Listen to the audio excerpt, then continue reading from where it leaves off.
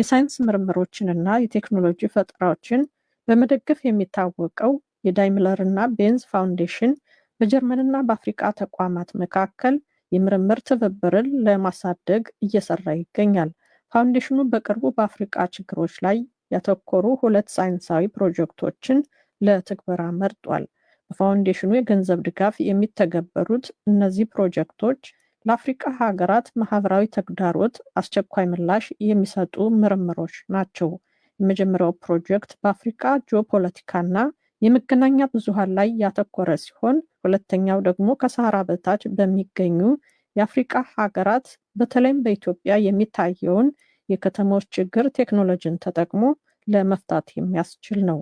የምርምር ፕሮጀክቱ በጀርመን ካርልስሩሄ ቴክኖሎጂ ተቋም ፕሮፌሰር በሆኑት በዶክተር ዊልሄም ሽቶከር የሚመራ ሲሆን እሳቸው እንደሚሉት የፕሮጀክቱ ሀሳብ ችግር ፈቺ የሆነ አዲስ የመረጃ ስብስብ መፍጠር ነው። The developing country, especially in Africa, they are mostly rather fast growing and people are currently living mostly in rural areas, no? በአፍሪካ ውስጥ ያሉ አዳጊ ሀገራት በአብዛኛው በፍጥነት እየተስፋፋ ነው። በገጠር አካባቢ የሚኖሩ ሰዎች ለስራ ፍለጋ ወደ ከተሞች ይመጣሉ። ያ ማለት በአዳጊ ሀገራት በከተሞች አካባቢ ፈጣን የህዝብ ቁጥር እድገት አለ። ይህ እድገት ቁጥጥር አይደረግበትም። ማለትም በየዓመቱ ወይም በየሩብ ዓመት ምን ያህል ሰዎች ወደ ከተማ እንደሚገቡ የከተማ አስተዳደሮች አያውቁም። ያ ማለት የከተማ የመሰረተ ልማት፣ የኃይልና የውሃ አቅርቦት፣ የትራፊክ እንቅስቃሴ ወዘተ የመሳሰሉ ነገሮችን እቅድ እነዚያን ሰዎች አያካትትም ማለት ነው። ይህም ጎስቋላ አካባቢዎች እንዲፈጠሩ ያደርጋል። ስለዚህ ከኛ ፕሮጀክት ጀርባ ያለው ሀሳብ ትይዩ የዲጂታል ዳታ ለመፍጠር ነው። So, and the idea behind our project is starting to create data for a digital twin.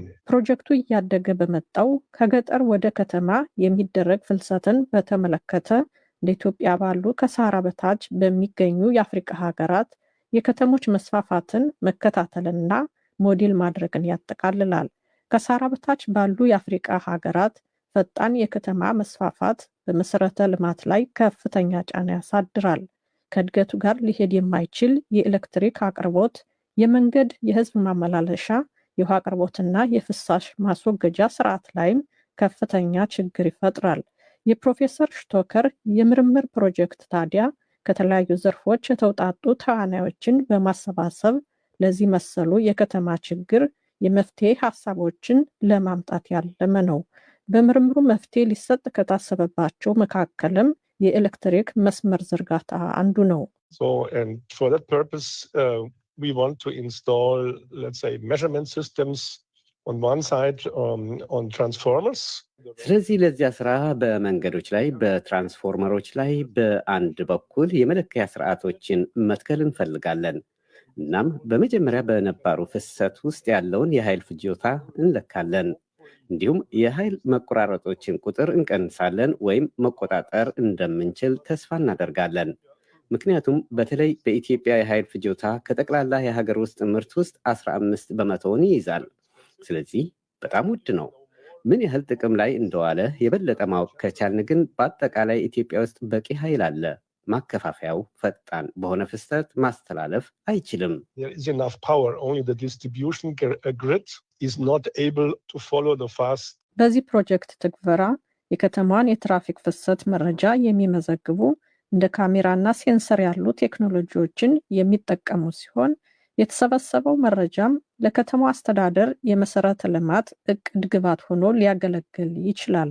በመጪው ሚያዝያ ወር ወደ ስራ ሊገባ ይችላል የተባለው ይህ ፕሮጀክት ከአዲስ አበባ ዩኒቨርሲቲ ከከተማ ልማትና ከአውሮፓ ህብረት ጋር በትብብር የሚሰራ ሲሆን በ3 ዓመታት ውስጥ የሚጠናቀቅ ይሆናል። ሲጠናቀቅም የሚሰበሰበው መረጃ በርካታ ነገሮችን ለማሻሻል ያግዛል ተብሎ ይጠበቃል። In most African countries, there is a problem with the grid. You know, you have a lot of power cuts. በአብዛኛዎቹ የአፍሪካ ሀገራት በኤሌክትሪክ ማስተላለፊያ ፍርግርጎች ላይ ችግር አለ። ታውቃላችሁ፣ በሁሉም ቦታ ብዙ የኃይል መቆራረጥ አለ። በእኛ ገጠመኝ ለምሳሌ ሀረር ውስጥ በቂ ኃይል ነበረ፣ ነገር ግን ፍርግርጉ በትክክል ጥቅም ላይ አልዋለም ነበረ። ስለዚህ ይህ መረጃ ሁሉንም ነገር ለማሻሻል ይጠቅማል። So that this information can be used to improve everything. እንደ ፕሮፌሰር ሽቶርክ ገለጻ ፕሮጀክቱ በዋናነት በአዲስ አበባ ከተማ የሚተገበር ነው። ያም ሆኖ በኢትዮጵያ መረጃም በቀላሉ ማግኘት አስቸጋሪ በመሆኑ በመረጃ አሰባሰብ ላይ ተግዳሮት ሊያጋጥም እንደሚችልም ፕሮፌሰሩ አመልክተዋል። ይህንን ችግር ለመቋቋምም ከተለያዩ አጋሮች ጋር አብሮ መስራቱ አስፈላጊ መሆኑን ገልጸዋል። Okay, we need, of course, the data from the EU and also the allowance. በእርግጥ ይህንን ከፈለግን ሴንሰሮችና ስርዓታቸውን ለመጫን ከኢኢዩ የተገኘው መረጃ ያስፈልገናል።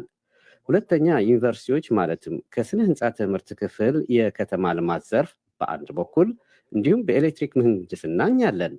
ስለዚህ እንዲህ አይነት ትብብር ካለ በመጨረሻ ከዩኒቨርሲቲዎች ጋር በመሆን ምርምርን እንደግፋለን። ከዚያም ምርምሩ እነሱ በራሳቸው ሊቀጥሉት እንደሚችሉ ተስፋ እናደርጋለን። And hopefully that they can continue.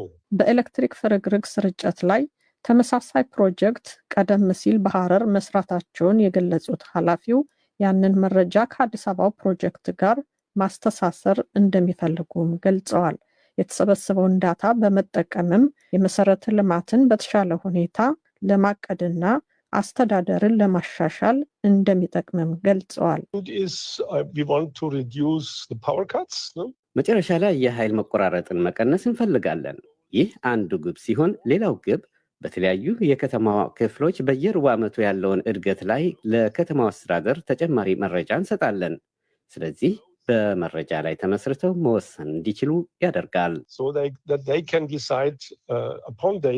ፕሮጀክቱ የኤሌክትሪክ ስርዓትና የትራፊክ ፍሰት መረጃን ብቻ ሳይሆን የከተሞችን የህዝብ ቁጥር እድገት ጭምር ስለሚሰበስብ መረጃው ለከተማው አስተዳደር ብቻ ሳይሆን ለአውሮፓ ህብረትም ጠቃሚ መሆኑን ገልጸዋል። እንደ ፕሮፌሰሩ በአጠቃላይ የከተሞች ዋናው ችግር ወደ ከተማ የሚጎርፈውን ህዝብ በተመለከተ የመረጃ እጥረት መኖሩ ነው። ስለሆነም የጀርመን ሳይንቲስቶች በኢትዮጵያ ከሚገኙ የተለያዩ አጋሮች ጋር በመተባበር ለስማርት ከተሞች እየተዘጋጁ ያሉ ኢንተርኔትና ሴንሰሮችን በመጠቀም የኃይል ፍጆታና የትራፊክ ፍሰት መረጃን ይሰበስባሉ። ይህም ከተለያዩ ዘርፎችና ከአካባቢያዊ መረጃዎች ጋር ተዳምሮ የአዲስ አበባ ከተማን ዲጂታል መንትያ ወይም ዲጂታል ትዊን ለማዳበር መሰረት ይሆናል። በመጨረሻም ንድፍ ሐሳቡ ብዙ ሰዎች የሚጎርፉባቸውን አካባቢዎችና ተዛማጅ የመዋዕለ ንዋይ ፍሰትን ለመለየትና ለወደፊቱም ለኑሮ ምቹ የሆኑ ከተሞችን ለመንደፍ ጥቅም ላይ ሊውል ይችላል ተብሏል። አድማጮች፣ የዛሬው የሳይንስና ቴክኖሎጂ ዝግጅት በዚህ ተጠናቋል።